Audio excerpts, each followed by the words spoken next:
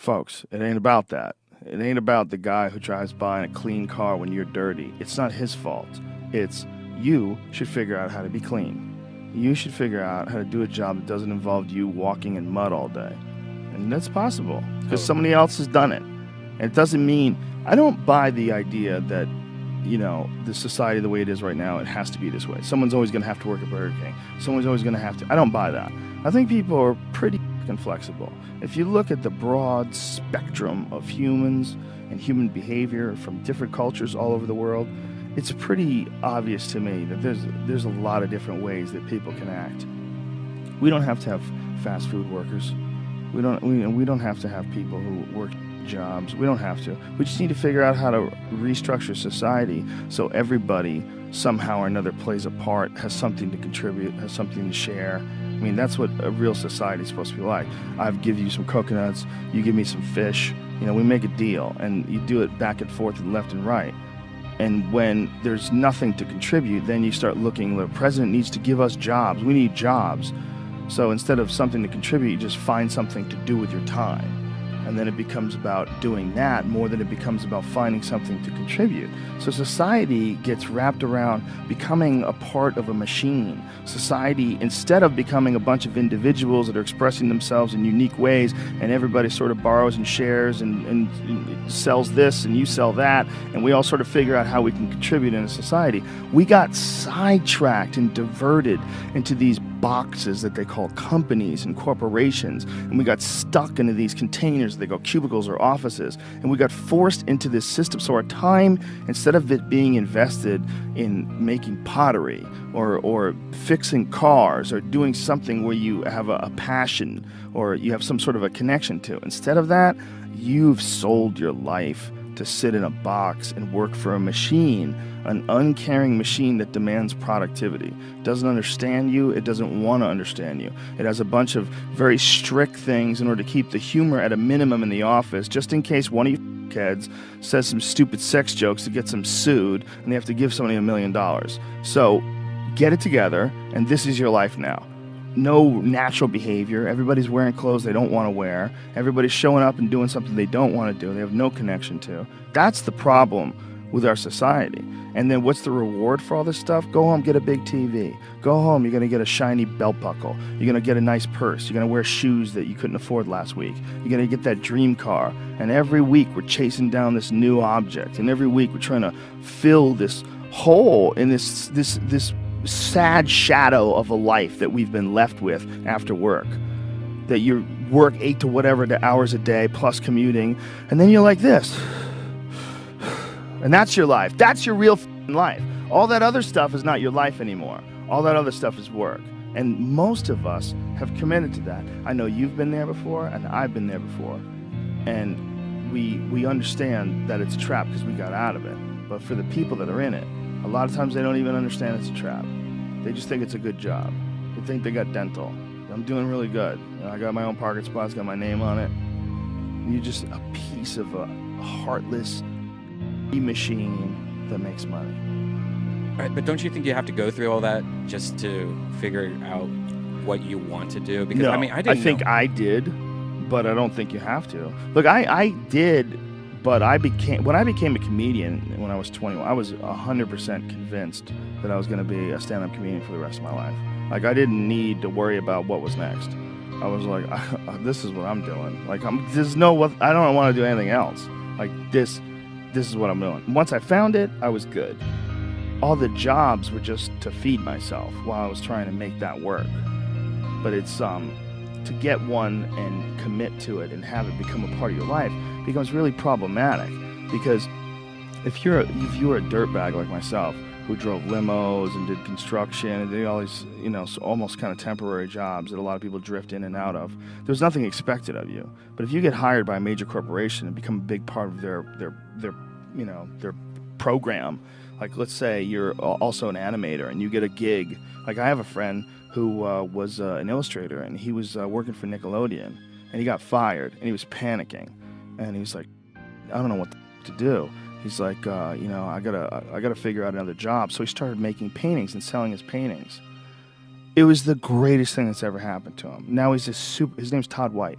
He's a super successful artist. He makes like this kind of martini style, like cocktails from the like cocktail parties from the 1920s, like those cool kind of cartoonish martini glass things. He's got a real specific, distinctive style. It's really cool. But he's a great artist. And he's also a black belt in jiu-jitsu. I know him from Jean-Jacques Machado's. He's a great guy, but it was an opportunity for him to lose a job, and even a job that he loved as an illustrator. But, you know, I'm sure he'd much rather do what he wants to do and do what's going on in his mind. And, you know, we talked about this mechanism that social media allows people to communicate in this really cruel way without experiencing that person right in front of you, right? But I think one of the reasons why these people have this deep-seated anger and resentment is there's a bunch of people out there that have these lives that are deeply unsatisfying, because I think somehow or another, through momentum and just through things falling into place the way they are, and people trying to fit their lives around the way these pieces have fallen into place, there are so many people that are working all day long doing something that is deeply unsatisfying and almost painful to them. Yeah, soul killing. Soul killing. They're stuck in traffic all day, and then they're stuck in a cubicle after that. They relish the time to take it in the bathroom and look at their phone. I mean, they literally do that. That's a highlight of someone's day.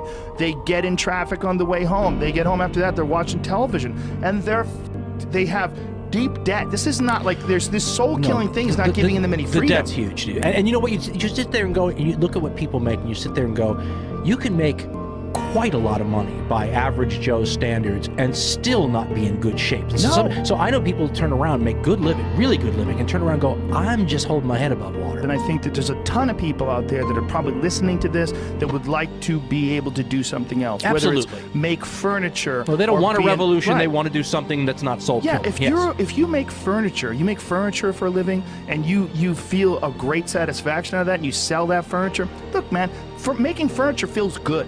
If you can do that, you could cut those corners perfectly and sand everything down nice and stain it, and then it's done, and you get the satisfaction, and you sell it to someone, and that pays your bills.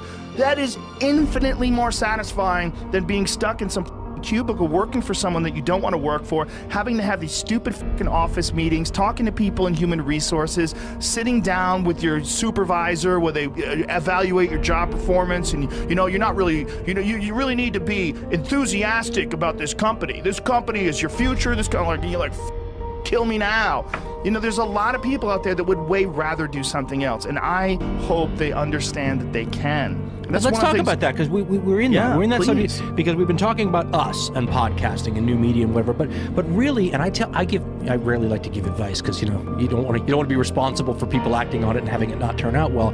But what I tell people is two things. Right now, the United States of America, the way it's built, is built to help industry and corporations and companies. But that doesn't necessarily mean it has to be Microsoft. It can be you. Right? Yeah, you can have your own thing. And let's talk about the furniture builder. Once upon a time, there are huge things in your way, including needing to get loans and all these other things to just start a business. So you're behind the 8 ball right away, and the pressure's on, because if it doesn't work, you're in debt.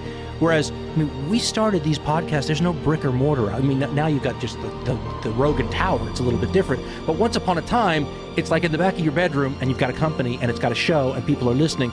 If you make your furniture, and you don't have to have a brick and mortar store, but you can put a website up, make it with Squarespace or one of those other things, and all of a sudden you have a business out of your house, the freedom, the satisfaction, the ability to set your own hours, and here's the best part, the fact that if you start making a lot of money somehow, you're not going to have your boss cut your commissions. I knew sales guys who made so much money that their bosses cut their commissions because you can't make more than your bosses. Well, listen, when you have your own small business, the sky is the limit. If you make $10 million, you make $10 million.